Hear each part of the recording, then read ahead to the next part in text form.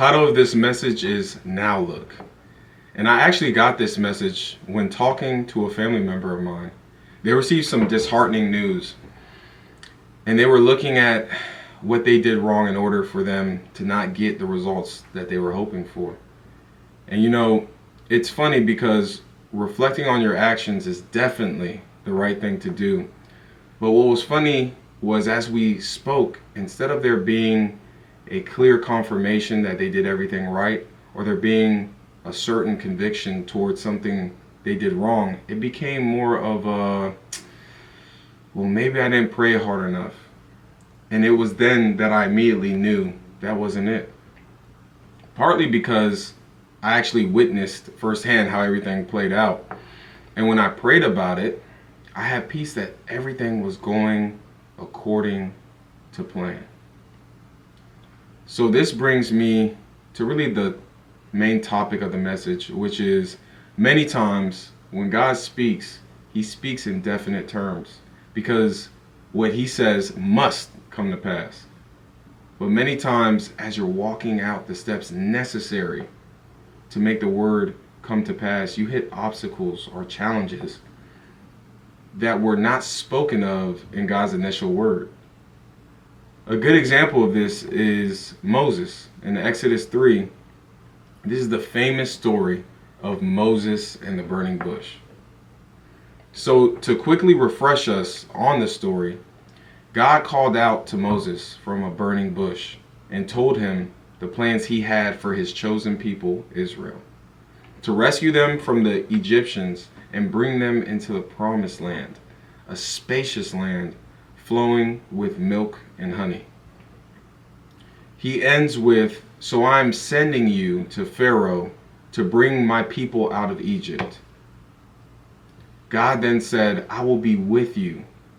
And he lets him know this will be the sign that it was I, the Lord, that sent you. When you have brought the people out of Egypt, you will come back and worship me on this very mountain. All right, so let's just pause here for a second. This all sounds very definite, right? God tells him what his task is and even says, after all of this happens, make sure you come back to this mountain to worship me. Notice, in that word, there were no details specified about all the famous obstacles and miracles that we know would come along with him leading the Israelites out of Egypt. So why is that? This is because walking with God isn't knowing or even understanding everything that is happening or that will happen. Walking with God is believing that he is Lord and having faith that what he said is what you will do. However, God is such a good God that if you communicate your questions, if they are in fact real questions and not just fears, which I feel like is a whole other message in itself, because so many people think that every question you have for God is a real question. Many are simply you projecting fears you have that go against the faith you need to have to properly execute God's will. But in Moses' case, I believe that he asks a great question, a real question in verse 13. He says, "Lord, suppose I go to the Israelites and say to them, 'The God of your fathers has sent me to you.' And suppose they ask me, 'What is his name?' Then what shall I tell them?" In verse 14, God answers this question. He says, and this is, famous, this is a famous line. This is God revealing to Moses who he is. He says, God said to Moses, "I am who I am." This is what you are to say to the Israelites. "I am has sent me to you." You see, a real question from God leads to further instruction or even revelation to who he is. So acting on the task or thing he is calling you to do. So it's either going to help you do the things that God is calling you to do, or it's going to reveal more of God to you. But watch this. Moses also asks what I call a fake question, which is simply a moment of fear when God asks you to do something big or something you don't feel prepared or qualified for. In the next chapter, Exodus 4, verses 10 through 16, Moses said to the Lord, "Pardon your servant, Lord. I have never been eloquent, neither in the past nor since you have spoken to your servant. I am slow of speech and tongue." The Lord said to him, "Who gave human beings their mouth? Who makes them deaf or mute? Who gives them sight or makes them blind? Is it not I, the Lord? Now go, and I will help you speak, and will teach you what to say." So take notice of this, that now Moses is asking fearful questions. But God still tells him, "Hey, I'm going to be with you and I'll teach you what to say. You don't have to worry about that. Just go." But Moses said another question, "Pardon your servant, Lord. Please, can you send someone else?" Now listen to God's tone. It's going to change. It says, verse 14, the Lord's anger burned against Moses, and he said, "What about your brother, Aaron the Levite? I know he can speak well. He is already on his way to meet you, and he will be glad to see you. You shall speak to him and put words in his mouth. I will help both of you speak and will teach you what to say. He will speak to the people for you, and it will be as if he were your mouth and as if you were God to him." So notice, these questions had nothing to do with doing what God said, meaning God already knew Moses wasn't the most talented speaker. And God did not choose someone else. He chose him. Notice the first question did not make God angry. It actually brought more revelation and instruction. But these questions, you can hear the tone of God is different. He is saying, "Who made your mouth? Was it not I? So don't worry about your deficiencies. I will teach you." And even after that, he simply asks, "Please, Lord, send someone else." You know, I personally love the Bible because it shows that even some of the greatest people, such as Moses, are still human. So back to the story. In Exodus 3, verses 16 through 18, the Lord tells Moses, "Go, assemble the elders of Israel, and say to them, 'The Lord, the God of your fathers, the God of Abraham, Isaac, and Jacob, appeared to me and said, I have watched over you and have seen what has been done to you in Egypt.'" Verse 17 says, "And I have promised to bring you up out of your misery in Egypt into the land of the Canaanites. This is a land flowing with milk and honey." Verse 18, "The elders of Israel will listen to you. Then you and the elders are to go to the king of Egypt and say to him, 'The Lord, the God of the Hebrews, has met with us. Let us take a 3-day journey into the wilderness to offer sacrifices to the Lord our God.'" Now this is extremely important. Listen to the next few verses. I'm going to start with verse 19. "But I know that the king of Egypt will not let you go unless a mighty hand compels him. So I will stretch out my hand and strike the Egyptians with all the wonders that I will perform amongst them. Only after that will he let you go." And verse 21 says, "And I will make the Egyptians favorably disposed towards this people, so that when you leave, you will not go empty-handed." Verse 22 says, "Every woman is to ask her neighbor and any woman living in her house for articles of silver and gold and for clothing, which you will put on your sons and daughters, and you will plunder the Egyptians." So again, for us that know this entire story, you might be like, "Alex, look, he just said what he was going to do, and he just said that Pharaoh would let the Israelites go wouldn't let the Israelites go unless a mighty hand does wonders that will force him to let the Israelites go. Again, we have to keep in mind, we have the privilege of knowing exactly how this story goes. Moses is getting all of this instruction in detail, all in a moment, literally from a burning bush on a mountain. He was not prepared. He didn't even know it was holy ground. He didn't know God was going to talk to him. He just simply went over to a bush that was burning, and now he's seeing all of this and hearing all of this. And even as I'm reading it, to me, that sounds like God is going to do all of that by himself. So my point is, again, even when God is telling us something and making it clear, we still, in our humanity, cannot understand how and what the entire process will look like in order for his word to come to pass. A lot of it feels like, I did this, God, now look. Meaning, God, you told me to do this, I did it, and now look, things are getting worse instead of better. And why does this happen? This happens because in our mind, acting on the word of God is supposed to automatically resolve what's at hand. And we forget God lives outside of time, but he works within time. Meaning, all things is a process that takes time. So even when you are walking in obedience, the final result will take place at the destined time. I like to remind followers of Christ, one of the fruits of the Spirit is long-suffering, which we call patience. I don't call it patience, I call it long-suffering because it lets me know that I'm expected to suffer for a long time. But why is this? This is because things take time.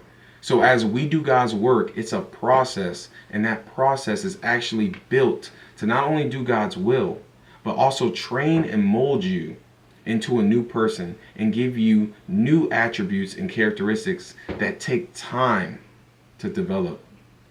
And that exact obstacle or challenge that God placed in that specific time is the perfect training ground for you to level up. So you see how multifaceted God is? You think it's all about the one thing he told you about, which it is, but remember, God is over everything, not just the one thing he told you about. So that is why we many times miss out on all of what God is actually doing in our lives or even in specific situations, because we can barely even fully focus on the main thing that he told us to do.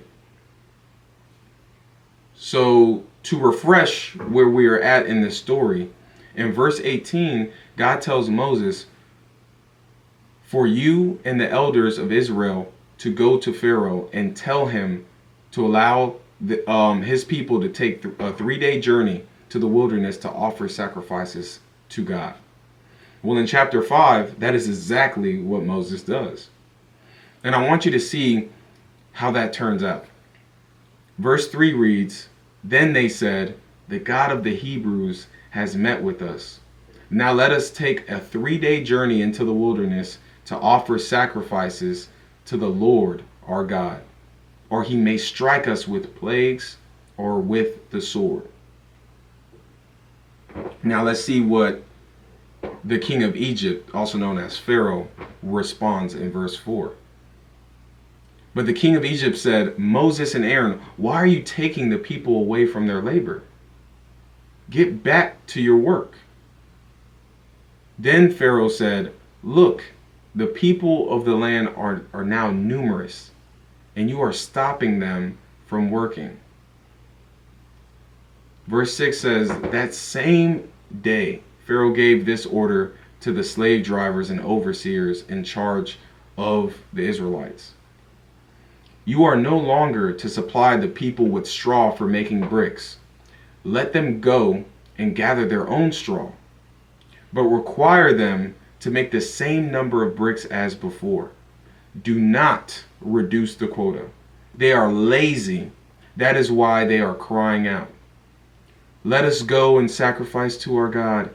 Make the work harder for the people so that they keep working and pay no attention to the lies being told to them. So now let's continue to read to see how this is all going to play out. Verse 10 says, "Then the slave drivers and the overseers went out and said to the people, 'This is what Pharaoh says. I will not give you any more straw. Go and get your own straw wherever you can find it, but your work will not be reduced at all.' So the people scattered all over Egypt to gather stubble to use for straw. The slave drivers kept pressing them, saying, 'Complete the work required of you for each day, just as when you had the straw.' And Pharaoh's slave drivers beat the Israelite overseers they had appointed, demanding, 'Why haven't you met your quota of bricks yesterday or today as you did before?' Verse 15 says, 'Then the Israelite overseers went and appealed to Pharaoh. 'Why have you treated your servants this way? Your servants are given no straw, yet we are told to make bricks. Your servants are being beaten, but all the fault is within your own people.'" So now, let me set the scene. The Israelites are saying, "Hey, you're doing these crazy demands, but it's you eternally or internally that aren't supplying us with the things that we need to meet the quota as you did before." So these Israelite overseers are like, "Hey, there must be some type of mistake."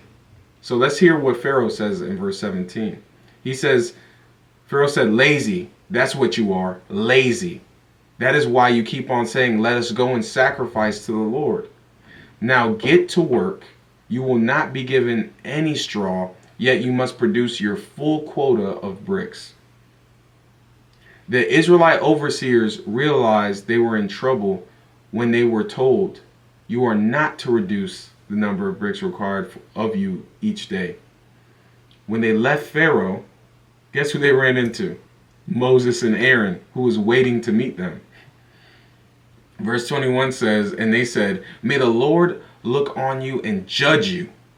You have made us look obnoxious to Pharaoh and his officials, and have put a sword in their hand to kill us.'" Verse 22 is now Moses' response, not to the Israelite overseers, who are understandably mad at Moses, but this is his response to God. And I love this, so just watch this.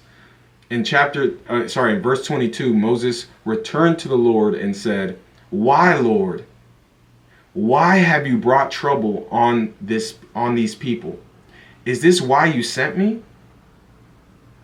Ever since I went to Pharaoh to speak in your name, he has brought trouble on these people. And you have not rescued your people at all." So let me paraphrase. "I did exactly what you said, God, and now look. These people are not only still slaves, but now they're super slaves. They now have to get all of the materials needed to create the bricks and still have to do their same daily quota as if they were still getting all of those materials. And watch this, failure to do so will come with a harsh consequence." So again, imagine being called by God to do something so great, actually building up the courage and faith to do it. And on the very first step that you delivered perfectly, this is the result. Now look, the very thing I had faith would free these people has now made their life as a slave twice as bad. See, this is the walk with God that many of us believers get wrong. You remember my family member I told you about earlier? They, like Moses, did everything correctly. And because God didn't tell them about this detail that in the moment is terrible, but all along is part of the design process. So rather than long suffer, sometimes we lose faith or start to think, well, maybe if I prayed more or fasted longer, then God would have came through like he said he would. We cannot be so temperamental and anxious as believers. Remember, it is obvious if you obeyed or disobeyed God. Your peace should come in knowing you followed God. And this is something that I feel led to say. Expecting instant gratification for doing the right thing is a sign of spiritual immaturity. I remember when my daughter was 2, I would give her dessert whenever she ate all of her vegetables. And you have to understand that's because at around that age, we were really trying to make sure that we were giving her a lot of vegetables. Before it was fruits, it was sweeter things. But you know what's funny is now at 4 years old, she knows she just has to eat them, and dessert is not given for eating vegetables anymore. Because that's just something she used to do daily.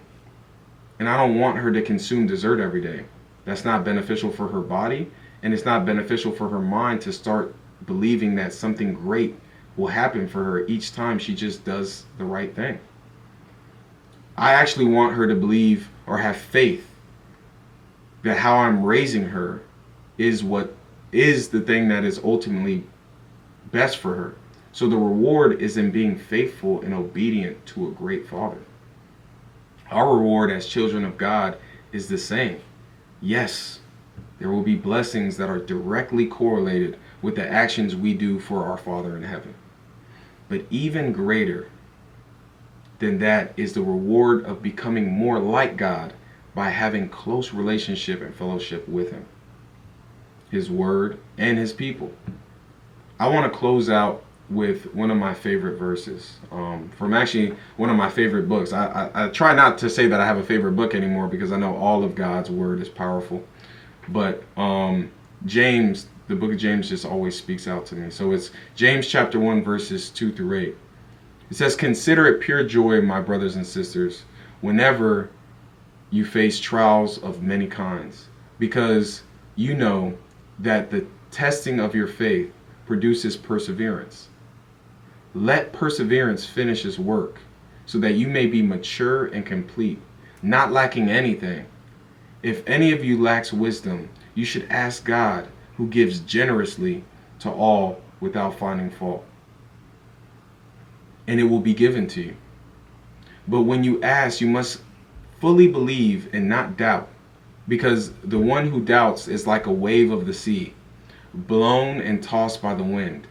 That person should not expect to receive anything from the Lord. Such a person is double-minded and unstable in all that they do." I pray that this message blesses you and empowers you to walk with God faithfully until His word comes to pass. I pray that in Jesus' mighty name. Amen. Thank you.